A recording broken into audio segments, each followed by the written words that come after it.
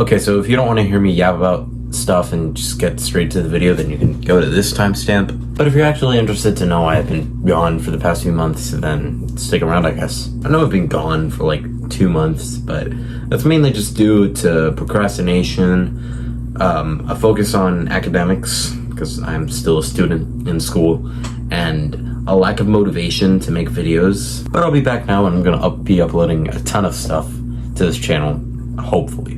It do take long to make videos, but that's mainly because I suck at writing scripts. Like, literally, sometimes I'll have like the greatest idea ever for what to say, and then other times my mind will just blank. Which is unfortunate, but I'm gonna try to be as consistent as I can with scripts and editing, and hopefully I can get as many videos out as possible. I do want to get at least 3 videos out before October 31st because I have a little special October 31st. I do have a couple ideas, but it's mainly just going to be DVD reviews for the channel. I am planning to review the 2025 diecasts when I finally get around to getting those, if my Walmart decides to actually give me shit. But yeah, I'm just going to be uploading as many DVD reviews as I can for now. Starting with this one. As you'll be able to see in parts of this video, I started filming this all the way back in July. It's October. So yeah, I definitely procrastinated heavily on this video, but it's finished now, and now y'all get to see it. So yeah, so with all of that out of the way, this is a video about my glorious mud.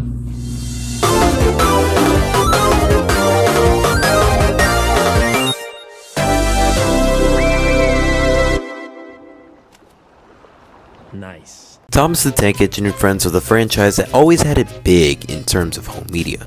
If toy lines like Take Along, Wooden Railway, and Trackmaster were Thomas's biggest source of income, home media was definitely a close second. But with so many releases coming out, quality was inevitably going to be a mixed bag. Sure, you have some great releases like Seasonal Scrapes, Percy's Ghostly Trick, and 10 Years of Thomas. But on the complete opposite end of the spectrum, you have releases like The Biggest Party Video Ever, Team Up with Thomas, Up and Away. And there are many things that can make a Thomas DVD or VHS bad, and they can even affect the good ones. It could be the episode ordering, like in Thomas Comes to Breakfast. So there are 3 episodes where Percy appears and speaks, and then you just have Trouble in the Shed, which is Percy's debut episode. Why is this after all the other ones? It could also be a lack of consistency in theming, like Thomas's Halloween Adventures. Sure, there are some Halloween-like episodes on here, but then there are some episodes that just don't make any sense. Like, really? Really? Or maybe there are releases that just have bad episodes all around. There are unfortunately too many of these. But what if I told you there was a release that didn't have any of these issues, yet manages to be extremely weird in its existence? That release is none other than... If you don't know at this point, I don't know what to tell you. Mud Glorious Mud was released on DVD by Anchor Bay on May 6th, 2008. It also got a Sounds of Sodor variant in November of that year, as well as being re-released by Lionsgate in 2009 and Universal in 2015. While Lionsgate did re-release almost every Thomas DVD from Best of Thomas to Rusty to the Rescue, Universal only released a select few of them. I do find it a bit weird that this is one of them. Did it sell well? Did someone at Universal just really like this release? I guess we'll never know, but it's kinda cool that we have this. This release was the last of many things. It was the last new DVD released by Anchor Bay, so their last 2 DVDs would just be re-releases of pre-existing VHS tapes. It would also be the last release to feature episodes from the spin-off series, Jack in the Pack, and the last release to feature new classic series episodes. This is also the only release where Jack in the Pack episodes are put alongside normal episodes. Already, this is a very unique DVD, but from here on out, it just gets weirder and weirder. Is it bad? Not necessarily, but it's definitely got some stuff worth talking about. But enough of that. Let's just get into the meat of the video. This is my review of Mud Glorious Mud. We start off the release with Edward the Really Useful Engine from Season 6, a pretty mediocre episode in my opinion. Season 6 is a very mixed season in terms of quality. You have some good episodes, some bad episodes, and Buffer Bother. This is definitely one of the mid episodes, and the character progression definitely contributes to that. Like, Gordon hasn't hated on Edward since Season 2. Why are we bringing this back? You also have Season 6 Alec Baldwin just being Season 6 Alec Baldwin. But aside from that, there's not too much to say about this episode. Overall, not a great start to this release. Next up is Season 7's Thomas and the Avalanche, which is a retitle of Not So Hasty Cakes, which is a retitle of Not So Hasty Puddings. It is actually the only episode of the first 7 seasons that was never released on a VHS, which is pretty interesting. The episode itself is okay though. There's a stupid thing about Thomas not liking his snowplow again, as well as some strange uses of stock footage here and there. But this is Season 7 we're talking about, so none of this is too out of the ordinary. And now we've made it to the first sing-along song of the release. Oh boy, let's see what it is.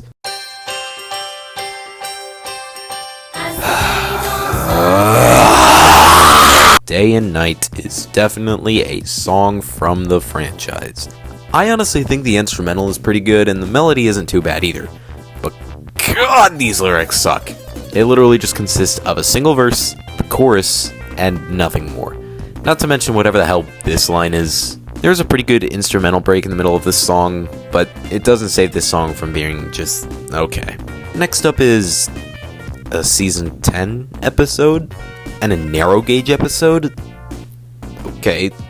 Anyways, Missing Freight Cars is a dull-ass episode that no one cares about. Probably the only thing that anyone remembers this episode for is this line from Scarlotti. I'm tired. It's your typical hit-era narrow gauge episode.